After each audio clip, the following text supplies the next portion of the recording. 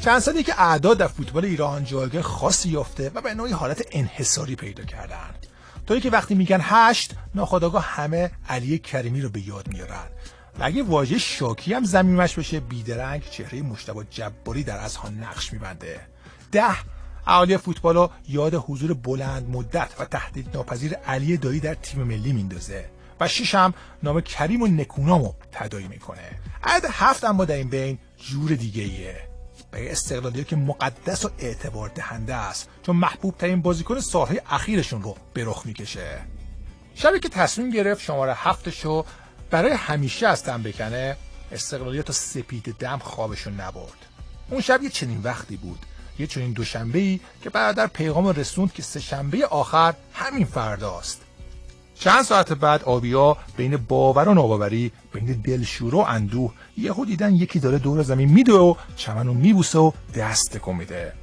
پس پشیمونیش موند برای همه اونایی که آخرین استارت ستارهشون از نزدیک ندیدن و براش بوسه نفرستادن، تا همه غم بمونه برای اونایی که رو سکوها کز کرده بودن. و این گونه آخرین سکانس حضور او در مستطیل سبز رقم خورد. سکانسی که برای بسیاری اشک و گریه به همراه داشت و البته برای بسیاری سوالات بی جواب. چه غروبی! دادش بخیر. اون روز که تازه به استقلال برگشته بود روی نیمکت می نشست.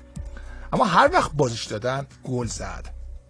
اون روزا که هنوز وقتش نرسیده بود داستان شخصیشو برای جهان خلق کنه. اون روزا که به شک افتاده بودیم که اصلا آیا فرهاد باید برمیگشت یا نه. تو این احوال یاد چند سال پیشش می افتادیم. اون وقتا که تازه پشت لبش سبز شده بود و همه میدونستن چه ستاره‌ایه.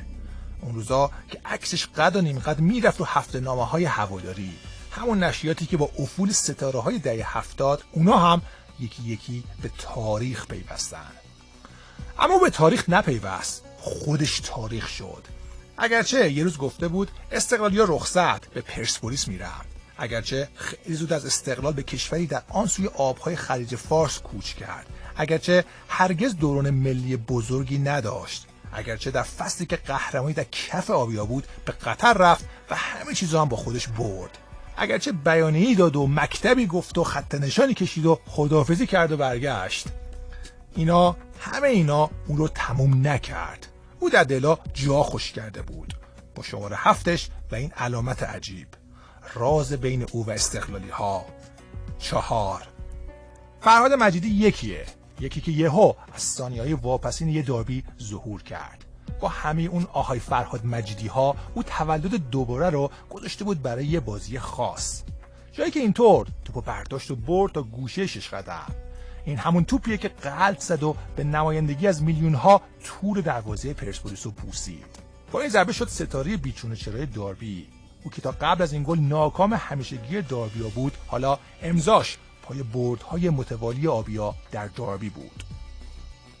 اگه به تقدیر معتقد باشید، لابد میدونید که خدا برای بعضیا میخواد، حتی در 30 و چند سالگی، وقتی که خیلی دیگه کفشا رو میآویزن، در 30 و چند سالگی که فوتبالیستا آماده میشن برای اندوه مرگ اول، خداحافظی. اما برای همه اینطور نیست.